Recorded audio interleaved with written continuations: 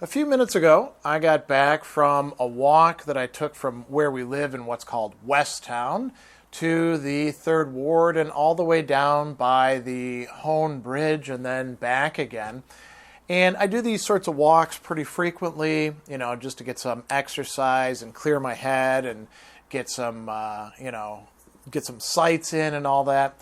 And as I was walking along, I was thinking about all the times as a kid that I had come to Milwaukee. The Hone Bridge is near the Summerfest grounds, and some of my earliest memories of being here in Milwaukee have to do with Summerfest, which, if you don't know what it is, it's the world's largest music festival. It's been held here in Milwaukee for over 50 years. And so that's actually where I'm going to begin the story. But before I do that, I'm going to preface it by saying what I'm going to talk about here is sort of reminiscences of when I was a kid, some of the time leading up to my dad's death, so while he was still alive and with us and doing things, and some of the time after that. So I'm thinking about, my early childhood all the way through middle school and then perhaps even into high school. And Milwaukee was, at that time, a big city, smaller, of course, than Chicago, which is to the south, but still, the city for us. And my dad worked here in the very heart of Milwaukee, just blocks from where we live now. He worked for a growing law firm called Touche Ross. He was a tax attorney. And so, he would drive into Milwaukee every single day. And as a matter of fact, during tax season, he would leave so early and come back so late at night that we wouldn't see him except on the weekends for, weeks and weeks and weeks on end. But during the summer, we had this massive festival, Summerfest, that we would go to. And there were always trips that we would be taking, sometimes just as a family, sometimes through Cub Scouts or some other organization, sometimes school field trips. And so there were lots and lots of things that would draw our attention here in Milwaukee. And the city has changed considerably since the 1970s and the 1980s that we're talking about my childhood. So, Summerfest itself was really cool. My dad was really into music. We had a great record collection, very eclectic, jazz stuff, country and folk and bluegrass and pop music and rock and roll. And there was a band that he just loved called Paul Revere and the Raiders. And they were, a rock and roll band, basically. And they would actually, if I remember right, they'd dress up sort of in this period costume kind of stuff.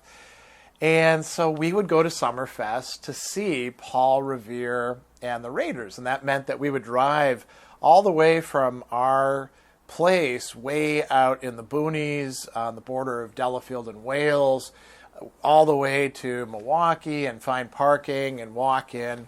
And Summerfest back then, it wasn't like it is today where the Summerfest park is far more developed than it used to be back then. But it was still pretty good. There were these stages that you would go to, and the bands would be on the stages, and there'd be a whole bunch of different bands playing at different times. And then there was all sorts of other cool stuff. And, I went to it on my own or with friends or, girlfriends much later on. And then, it was other sorts of things that I was paying attention to. But the main things there, we'd go. And I remember listening to Paul Revere and the Raiders and sitting on these, bench seats with my dad, who is super into it, my mom and sister. And sometimes we would go wander off and play on the rocks that were by Lake Michigan. And, they'd tell us, don't go too close to the lake, and then, every once in a while they'd look over to make sure that we weren't hurting ourselves or falling on a rock or, wandering off too far. And then we'd come back again. And as a family, we would, walk around the grounds and listen to other bands, whoever else was playing that my parents were into. And there were sometimes things for kids there as well. There was a playground where, they would take us to, and there was an entire midway with games that you could play. And, we'd beg our parents to let us try to shoot guns at the balloons or, do the water stuff or the ring toss and try to win some things, stuffed animals, coasters, all the knick-knacky crap that they sell at these things. And then there were rides. So, my dad loved going on roller coasters and things that spun. And so I would go on with him. My mom wasn't quite so into that, and my sister was younger, so they would often do things like, go on those little car rides where you just go around in a circle. And, we'd spend all day there, and then we would drive back home. I think I probably would sleep in the car, as did my sister, because it would be dark by the time we were heading home. So Summerfest was a really big thing that we would do here in Milwaukee. Sometimes we would go to the state fair in Milwaukee as well. But a lot of what we would do was more oriented towards, we could call it cultural enrichment stuff. So one of my favorite places to go, and I did this with my family quite often, but we also did this through school, was the Milwaukee Public Museum, which is going to be closing down pretty soon and moving to a new location where they're building a whole new building. And there's lots and lots of drama right now about which exhibits are going to get saved. And, the museum was really interesting. Not all of the exhibits that exist in the present museum were there back then. And some of them, sort of developed and appeared as our childhoods progressed. So there'd be like a new thing, And I remember some of the features that I really loved, the European Village, which is this essentially dioramas with all these houses with European, folk art and furniture and people in costumes. All these are all, mannequins, of course.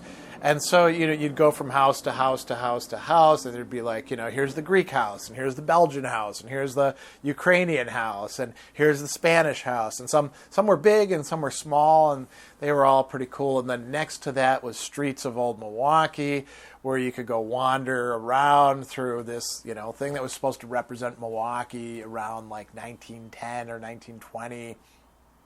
And it was that was a pretty cool exhibit as well. And there were things about the Menominee Indians and French Canadians and the exploration and trading posts and all of that in this area. The French Canadian, Milwaukee was actually founded by a couple who was French Canadian and Menominee. And, then there were all of these, you go upstairs, there were all these really cool dioramas, some of which were just animals, some of which were various peoples, all sort of ethnographic. And it was a way to learn about people in all sorts of other parts of the world and to learn about the continent that we live on and what the biomes are like. And there was also another thing that, if you're from Milwaukee, you know about this. There's an amazing diorama of Lakota Indians hunting on horseback buffalo, spearing them and stuff like that. And there's actually a rattlesnake, and there's a little button, and you've got to go and find the button amongst the rocks. Then you touch it, and it rattles and stuff like that. So the Milwaukee Public Museum was a big deal.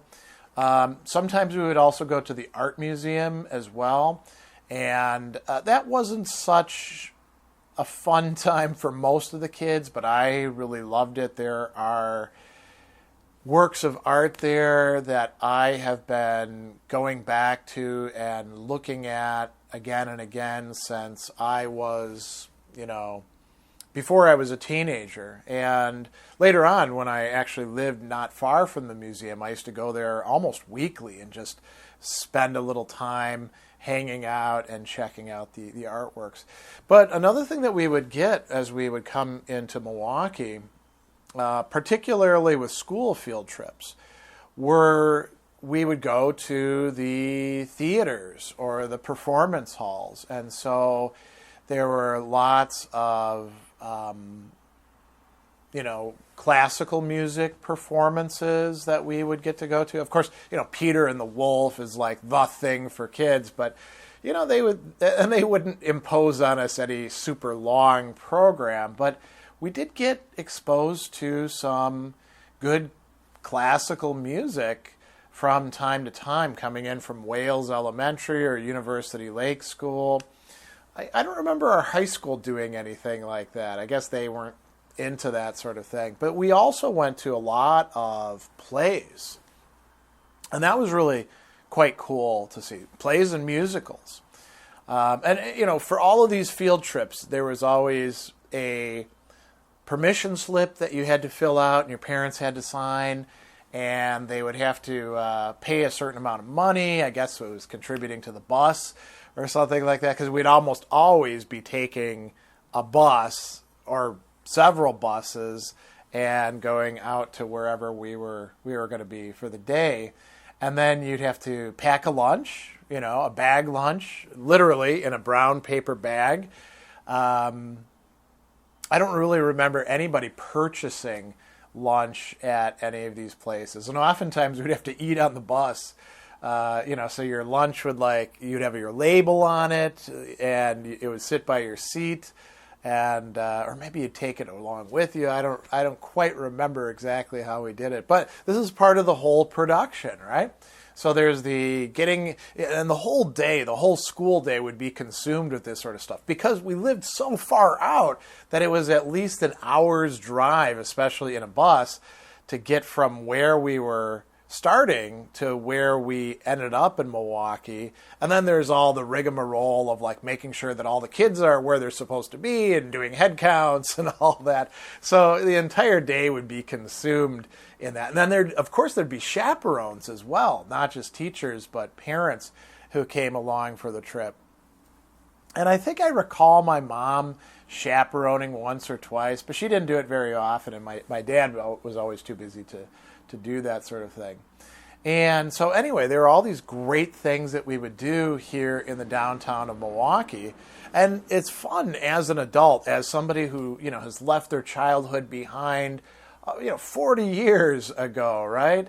I'm 52 right now, so a 12-year-old me in middle school, that's 4 decades ago.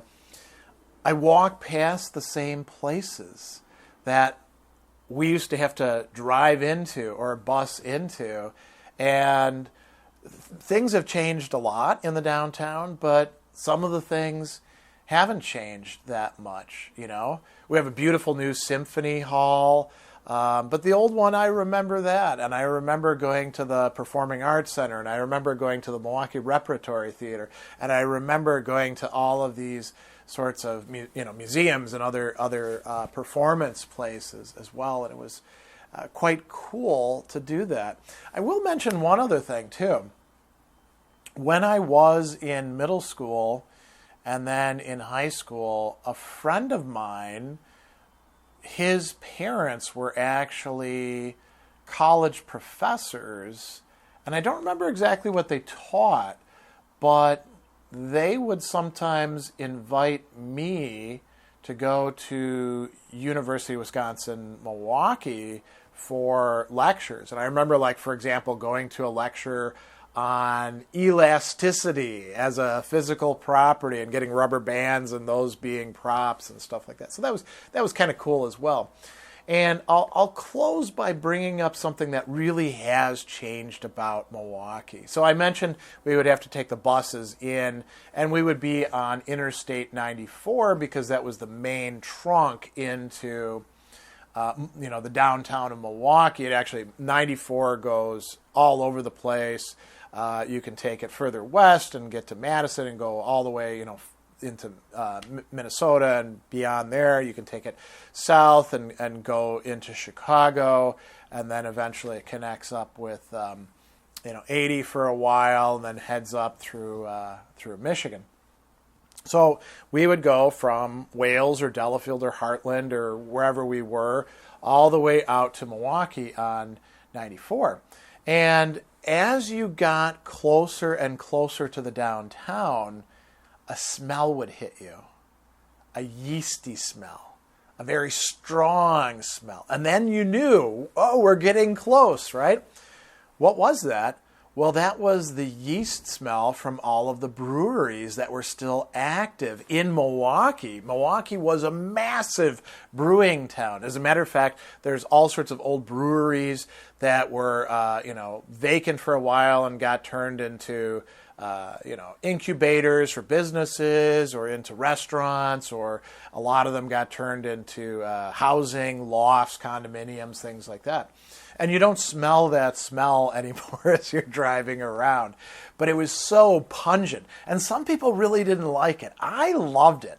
For me, it was sort of a reminder of where we were and what we were doing. It was like a sign that in another few miles or so, we'd be stopping and getting to do something really cool here in the downtown of Milwaukee, getting exposed to a world that was only for occasions, something that we could only enjoy, once, or if we were lucky, twice a semester while we were in school. These field trips were a big, big deal, And so it was really quite cool to be, chugging along, and around, 35th Street or so, you'd start getting hit with that brewery smell, and now you knew that you were here. You'd arrived, right? And wouldn't be long before we were going to get off the bus. And then, of course, it would be the same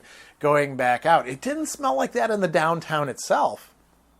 But once you got past, once you got into the 20s to the 30s, because Milwaukee streets are numbered and they go higher up as you go from east to west, right?